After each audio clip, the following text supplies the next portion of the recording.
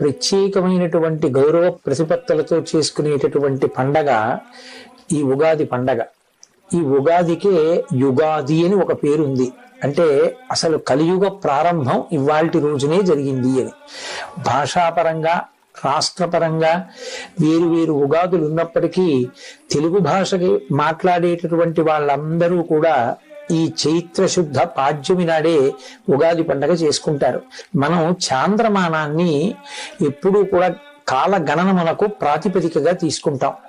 ఈ చాంద్రమానమునందు చైత్రమాసం మొట్టమొదటి మాసంగా స్వీకరింపబడుతుంది. ఈ చైత్రమాసంలో వచ్చేటటువంటి శుక్లపక్ష పాడ్యమి ఏది ఉందో ఆ పాడ్యమి మొదటి తిథి. ఆ మొదటి తిథియే ఉగాది పండుగ. ఈ ఉగాది పండుగ ఎలా నిర్వహించుకోవాలి అన్నదాన్ని శాస్త్రాలు స్పష్టంగా చెప్పాయి. ఉగాది పండగ నాడు మాత్రం ఏ కారణం చేత కూడా బ్రహ్మ ముహూర్తానికి తరువాత లేవకూడదు. కనీసంలో కనీసం సూర్యోదయానికి ముందరే లేచి స్నానం పూర్తి చెయ్యాలి. చాలా మందిలో ఉన్నటువంటి అపప్రథ ఏమిటంటే సూర్యోదయం అయిపోయిన తరువాత పూజ చేసి ఆ పూజలో వేప పువ్వు పచ్చడి అనబడేటటువంటి పచ్చడిని నైవేద్యం చేసి దాన్ని ప్రసాదంగా తీసుకోవచ్చు అని. కానీ శాస్త్రంలో అలా చెప్పబడలేదు. యద్వర్షాదౌ నింబసుమం శర్కరాంలఘృతైర్యుతం. నింబసుమం అంటే వేప పువ్వు. అది వర్షాదౌ సంవత్సర ప్రారంభంలో శర్కరాంల ఘృతైర్యుతం. శర్కర అంటే పంచదార. కానీ పంచదార అన్నప్పటికీ కూడా దేవతలకి నైవేద్యం చేసేటటువంటి ప్రసాదంలో నిలవదోషం లేనటువంటి పదార్థమైన బెల్లాన్నే వాడతాం కాబట్టి బెల్లము అని అక్కడ అర్థం చేసుకోవలసి ఉంటుంది. శర్కరాంల ఘృతైర్యుతం. అందులోకి పుల్లని పదార్థాన్ని చింతపండు రసాన్ని చేర్చి కొత్త చింతపండుని ఘృతైర్యుతం ఆవు నీతిని కూడా కలిపి అలా తయారు చేసినటువంటి పదార్థం ఏదుందో దాన్ని భక్షితం పూర్వయామేస్య తద్వర్షం సౌఖ్యదాయకం. దాన్ని ఎప్పుడు తినాలని చెప్పారంటే పూర్వయామమునందు తినాలి అని. పూర్వయామమునందు అంటే సూర్యోదయాత్ పూర్వమే తినాలి. సూర్యోదయాత్ పూర్వం ఆ పచ్చడి తినాలి అంటే అది భగవంతుడికి నివేదన జరిగి ఉండాలి కదా. భగవంతుడికి నివేదన జరిగి ఉండాలి అంటే పూజ పూర్తయి ఉండాలి కదా. పూజ పూర్తయి ఉండాలి అంటే స్నానం పూర్తి అవ్వాలి కదా. అంటే ఉగాది పండగ నాడు స్నానం అనేటటువంటిది బ్రహ్మ ముహూర్తంలో చెయ్యాలి. ఆ బ్రహ్మ ముహూర్తంలో స్నానం చేసే ముందు ఒళ్ళంతటికీ కూడా తైలాన్ని అలదుకుంటారు. తైలే లక్ష్మీ. ఉగాది పండగ నాడు బ్రహ్మ ముహూర్తంలో ఒంటికి తైలాన్ని అలదుకుంటే ఆ తైలమునందు మహాలక్ష్మి ప్రవేశించి ఉంటుంది. ఆ కారణం చేత అలక్ష్మి తొలగుతుంది.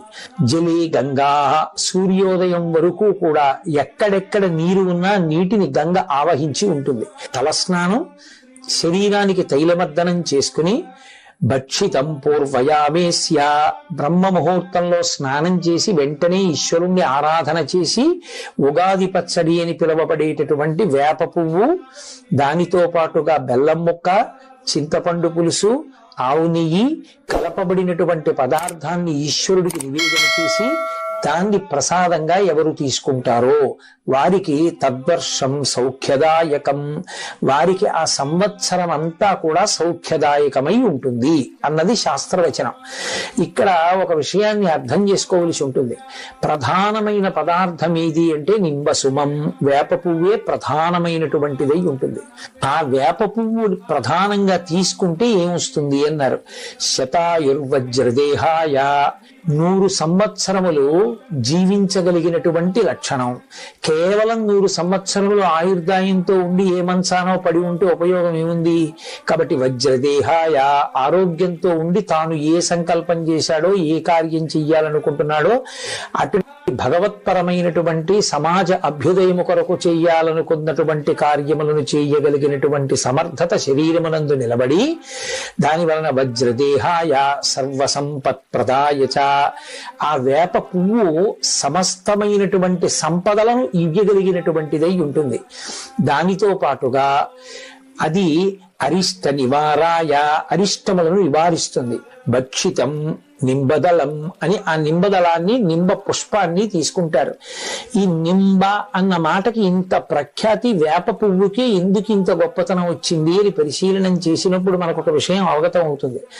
అమరకోశంలో నింబ అన్న మాటని మహానుభావుడు వ్యాఖ్యానం చేశాడు. నింబ అన్న మాటకు అర్థం ఏమిటంటే ఆరోగ్యం నయతీతి నింబ.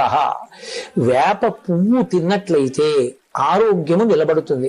ఆరోగ్యము నిలబడడానికి చైత్రమాసంలోనే వేప పువ్వు రావడం, చైత్రమాసంలో మొట్టమొదటి తిథి అయినటువంటి ఉగాది నాడే వేప పువ్వు పచ్చడి తినడం. దీని వెనక ఉన్న మర్మం ఏమిటి అంటే యమధర్మరాజు గారి యొక్క దంష్ట్రలు కోరలు 2 ఋతువులలో బయటికి వస్తాయి. అవే వసంత శారదానేవా, వసంత ఋతువు, శరత్కాలము, శరదృతువు. ఈ 2 ఋతువుల యందు యమధర్మరాజు గారు ఒక్కొక్క కోర బయట పెడతాట. అది వసంత ఋతువులో చైత్ర శుద్ధ పాడ్యమి నాడు ఆ కోర బయటికి రావడం మొదలవుతుంది కాబట్టే వడగాట్పులు మొదలైనటువంటి వాటిల్లో జనం విశేషంగా పడిపోతారు. అలా పడిపోకుండా యమధర్మరాజు గారి పాశములకు చిక్కకుండా శరీరమునందు ఆరోగ్యం నిలబెట్టగలిగినటువంటి అనుగ్రహ శక్తిగా పరదేవతయే వేప పువ్వుగా ఆ కాలమునందు పరిఢవిల్లుతుంది అని శాస్త్రవాక్యం. శారదా నవరాత్రుల్లోనూ అమ్మవారికే పూజ, అలాగే వసంత ఋతువులోనూ లలితాపరా భట్టారికా స్వరూపానికే పూజ. ఈ 2 ఋతువుల్లోనూ అమ్మవారిని పూజ చేస్తే అమ్మవారి అనుగ్రహమే వేప చెట్లకి ఆ సమయంలో పువ్వుగా వచ్చి ఆ పువ్వుని ఈ పదార్థాలతో కలిపి అది ఏ సమయంలో తినాలో ఆ సమయంలో తినాలి. అనారోగ్యంతో ఉన్నటువంటి వ్యక్తి వైద్యుడి దగ్గరికి వెడితే ఏదో ప్రొద్దున్న 1 మాత్ర, మధ్యాహ్నం 1 మాత్ర, రాత్రి 1 మాత్ర వేసుకోండి అంటాడు. 7 రోజులు ఒక్కొక్క రోజు 3 మాత్రలు వేసుకోమన్నారు. 7 రోజులవి కలిపి 7 3 21 ఒక్కసారి వేసుకుంటే తగ్గిపోదా అని వేసుకోం కదా. అలాగే ఆయన చెప్పినట్లు వేసుకున్నట్లే శాస్త్రకారుడు చెప్పినట్టే ఆ ప్రసాదాన్ని తీసుకోవాలి. అందుకే భక్షితం పూర్వయామేస్య, ఎవరు బ్రహ్మ ముహూర్తంలో స్నానం చేసి వేప పువ్వు పచ్చడి తింటారో ఈశ్వర ప్రసాదంగా, అటువంటి వారందరికీ కూడా పరదేవతానుగ్రహంగా ఆరోగ్యము సిద్ధిస్తుంది. ఆరోగ్యము అంటే యమధర్మరాజు గారి యొక్క కోర బయటికి వచ్చిన కారణం చేత విస్తరించినటువంటి ఉపద్రవ స్వరూపమైనటువంటి భయంకరమైన వ్యాధులను తట్టుకోగలిగినటువంటి శక్తి వస్తుంది. అందుకే సాధారణంగా చైత్రమాసం నుంచి లోకంలో అతిసార వ్యాధి వంటి వ్యాధులు ప్రబలిపోతాయి. అవన్నీ అంటు వ్యాధులు, కళ్ళకలకలు రావడం, అతిసార వ్యాధి రావడం, అమ్మవారు అన్న పేరుతోటి చర్మ సంబంధమైనటువంటి వ్యాధులు రావడం, ఒంటి మీద మచ్చలు పైకి తేలడం, ఇవన్నీ అంటువ్యాధులై చాలా తేలిగ్గా ఒకరి నుంచి ఒకరికి సంక్రమించడం జరుగుతూ ఉంటుంది. వీటికి నివారణగా శాస్త్రం ఏం చెప్పిందంటే, కార్తీక మాసంలో శరత్కాలం నడుస్తున్నప్పుడు ఉసిరి చెట్టుని ఆశ్రయించి ఉంటుంది. అదే వసంత ఋతువు ప్రారంభమైనప్పుడు చైత్రమాసంలో వేప పువ్వుని ఆశ్రయించి ఉంటుంది. వేప పువ్వుగా అమ్మవారు ఉంటుంది. అందుకే ఆ ప్రసాదాన్ని స్వీకరిస్తాం. దేహారోగ్యం నిలబడుతుంది. సాధారణంగా చైత్రమాసం నుంచి లోకంలో అతిసార వ్యాధి వంటి వ్యాధులు ప్రబలిపోతాయి. అవన్నీ అంటు వ్యాధులు, కళ్ళకలకలు రావడం, అతిసార వ్యాధి రావడం, అమ్మవారు అన్న పేరుతోటి చర్మ సంబంధమైనటువంటి వ్యాధులు రావడం, ఒంటి మీద మచ్చలు పైకి తేలడం, ఇవన్నీ అంటువ్యాధులై చాలా తేలిగ్గా ఒకరి నుంచి ఒకరికి సంక్రమించడం జరుగుతూ ఉంటుంది. వీటికి నివారణగా శాస్త్రం ఏం చెప్పిందంటే, కార్తీక మాసంలో శరత్కాలం నడుస్తున్నప్పుడు ఉసిరి చెట్టుని ఆశ్రయించి ఉంటుంది. అదే వసంత ఋతువు ప్రారంభమైనప్పుడు చైత్రమాసంలో వేప పువ్వుని ఆశ్రయించి ఉంటుంది. వేప పువ్వుగా అమ్మవారు ఉంటుంది. అందుకే ఆ ప్రసాదాన్ని స్వీకరిస్తాం. దేహారోగ్యం నిలబడుతుంది. ఇక 2, అటువంటి ప్రసాదాన్ని స్వీకరించినప్పుడు అందులో షడ్రుచులు కలగలిసిపోయి ఉంటాయి. జీవితం అనేటటువంటిది కేవలం సుఖాలు, కేవలం దుఃఖాలు అనుభవించడానికి వచ్చింది కాదు. కేవలం సుఖాలు అనుభవించాలి అంటే ఇక్కడ ఉండరు, దేవతగా ఉంటారు. కేవలం దుఃఖమే అనుభవించాలి అంటే ఇక్కడ ఉండరు, ఏ మర్త్యలోకంలోనూ ఉంటారు. సుఖము దుఃఖము 2 కూడా అనుభవించాలి అంటే మనుష్య శరీరంలోకి వస్తాడు. సుఖ దుఃఖములు 2 అనుభవిస్తున్నప్పుడు ఒకసారి పొంగు ఒకసారి కుంగు రాకుండా తుల్య నిందా స్తుతిర్మౌని సంతుష్టో ఏనకేనచిత్ అనికేతః స్థిరమతి భక్తిమాన్ మే ప్రియో నరః అంటాడు గీతాచార్యుడు.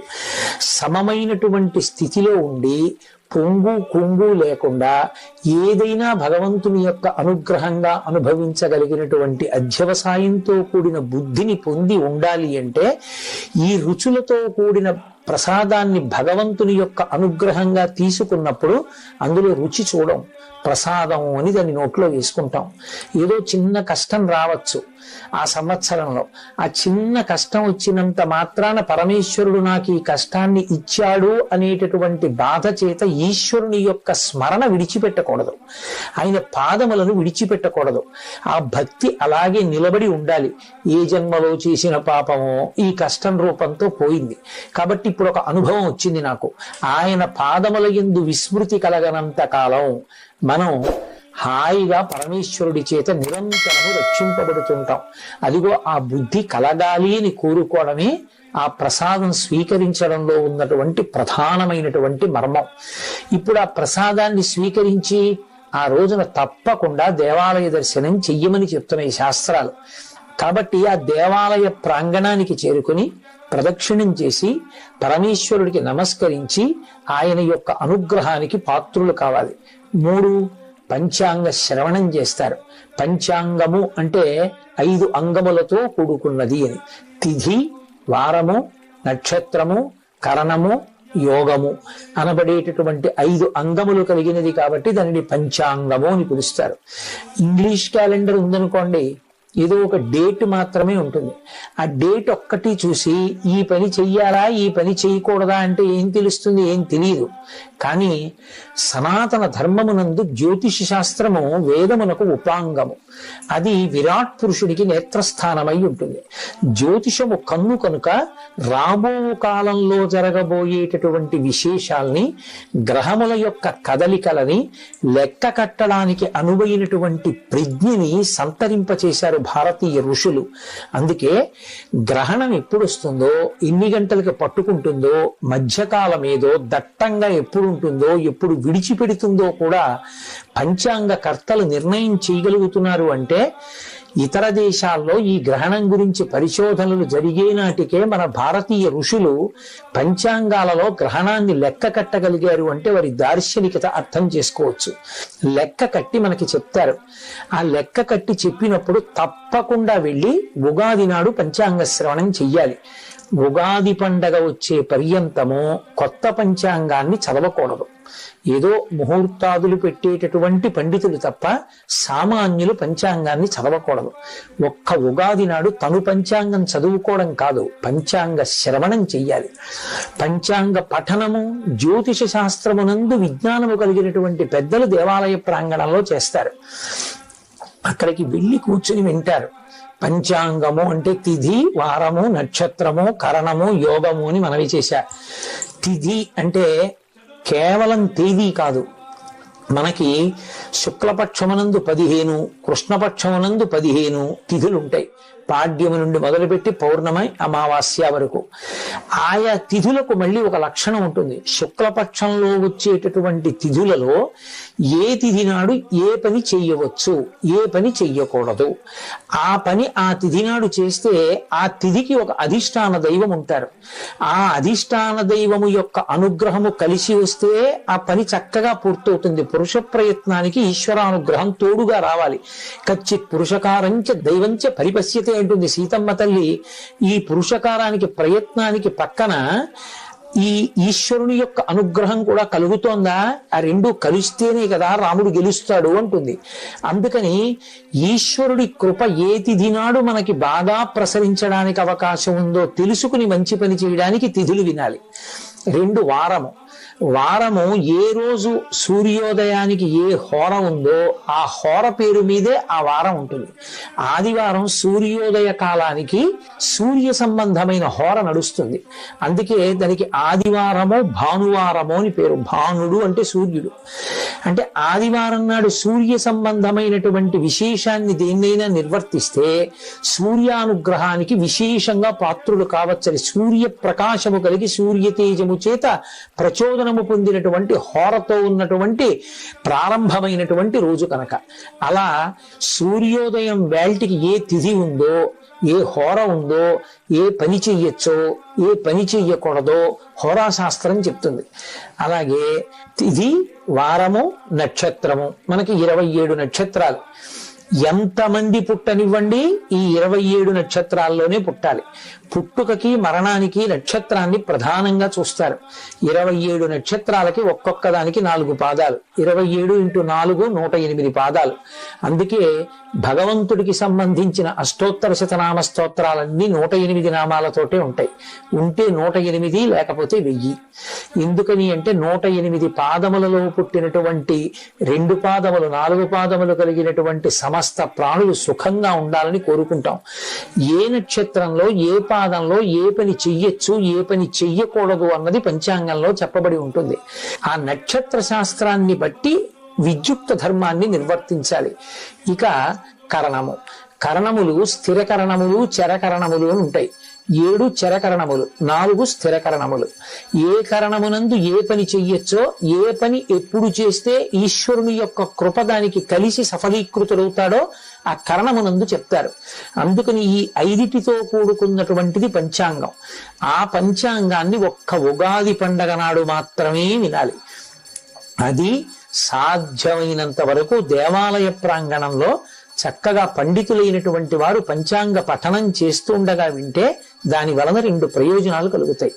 ఒకటి, ఈ కాలమునందు గ్రహముల యొక్క ఆనుకూల్యత మనకు ఎలా ఉంది, ఏ పని చెయ్యొచ్చు, ఏ పని చెయ్యకూడదు. పంచాంగంలో చెప్పబడిన విధంగా మనం తెరచాపని మార్చుకుంటే జీవితం భద్రంగా ప్రయాణం చేస్తుంది. ఇప్పుడు ఎవరో కొంతమంది ఏలినాటి శనిలో ఉన్నటువంటి వాళ్ళు మొదలైన వారు ఉంటారు. నేను మీతో ఒక మాట చెప్తాను, బాగా జ్ఞాపకం ఉంచుకోండి.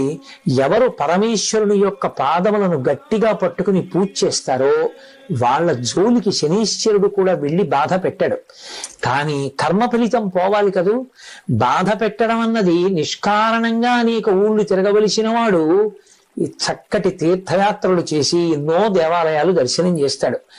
ఇటు బాధపడవలసినటువంటి వాడు సంతోషకరంగా భగవత్ సేవలో తరించిపోతాడు. ఎప్పుడు ఆ శనీశ్వరుడికి ఆదేశం వస్తుంది గ్రహానికి, ఆయనని బాధ పెట్టవద్దు సుమా, నువ్వు గ్రహంగా ఆయనని ఎంతవరకు క్లేశాన్ని కల్పించాలనుకుంటున్నావో అది ఒక్కటే కల్పించు, కానీ ఆయన మనసు ప్రహృష్టంగా ఉండకుండా మాత్రం పాడు చేయడానికి వీల్లేదు.